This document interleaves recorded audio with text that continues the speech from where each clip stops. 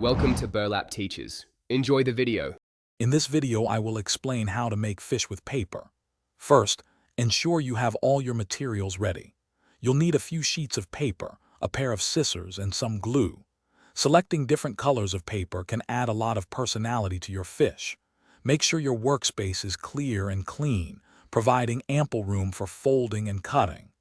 This preparation step is crucial for a smooth and enjoyable crafting experience. Now, let's begin the folding process to create the basic fish shape.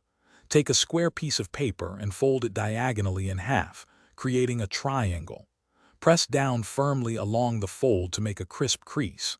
Next, take the two bottom corners of your triangle and fold them upwards and inwards, aligning them with the top point. These folds will start to define the main body of your paper fish. With the main body formed, it's time to add the distinctive features of your fish.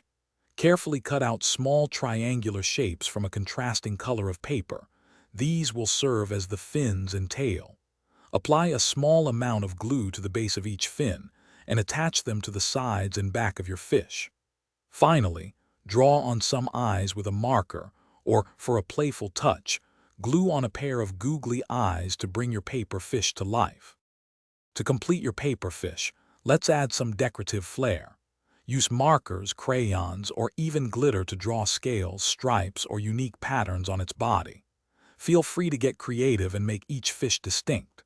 You might enjoy crafting a whole school of fish in various colors and sizes.